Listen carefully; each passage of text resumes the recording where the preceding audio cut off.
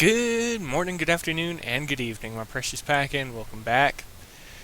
I'm going to go ahead and we're going to start off with the concept idea I was talking about earlier today, and this video is going to be fairly short, so it's going to be mostly to the point because it's late enough. I'm dozing off and I need to get it taken care of because I actually want to talk about it over the course of the weekend. So what is the concept idea before I actually go into this?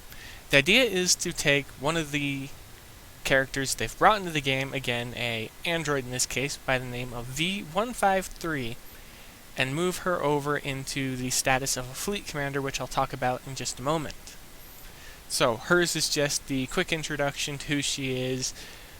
She was told not to speak with us by Mother, yada yada yada.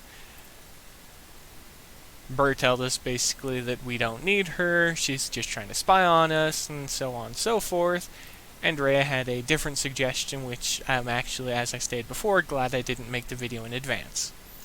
Because what she says is, now Bird, let's give the killer robot a chance and see if we can learn anything about our enemy.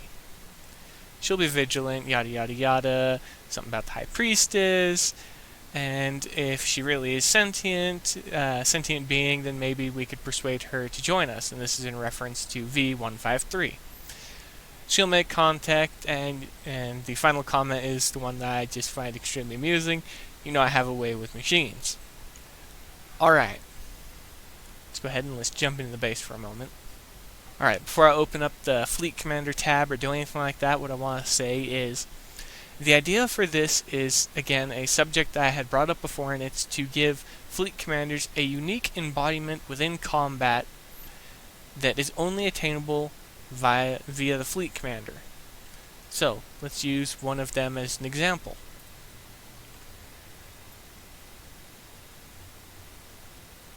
Let's use Victoria as the example before I actually go into the mock-up stat and what it would look like. The reason I would say Victoria is because of what her background is. What I mean by that is her background story and stuff like that. Victoria Onan is a hardened veteran from a distant sector which became a dumping ground for debris from the ravages of battle. She possesses a unique expertise in umbral tactics and technology.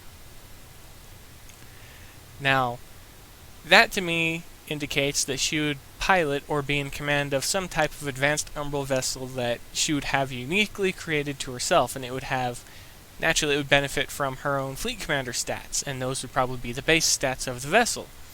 It would have built-in missiles, so they'd be flying at a higher speed. It would probably have better versions of the Nova missiles. It would have higher alien resistance by default and stuff like that. But it's the things like this that I am actually always interested in. Let's go ahead and let's wrap the video up in the final minute, and let's jump over to the stats real quick that I whipped up to talk about V-153, because this suggestion is primarily about her, and due to the storyline, and it's what I want to talk about.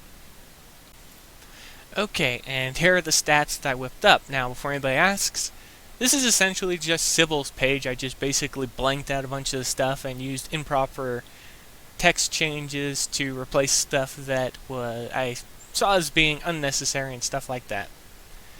So, by all intents and purposes, this is literally just a screenshot of Sybil's. And then you have the spawn stats and stuff like that for the vessel that she commands. Well, in this case, she doesn't command the vessel. It's going to be a small android in combat, which will be her form, and I basically just copy and pasted the stats of the zealots and replaced a few things. I left the Pharmacon damage in there, though, for a laugh, and finally is the damage resistances. Basically what you'd expect of the Umbral. I mean, the Pharmacon. But that's going to be it for the suggestions and stuff like that, because I need to get some rest now. But I do want to talk about this all later and stuff like that in the comment section. So, be safe out there, my pack. Happy hunting, and as always, I'll see you later.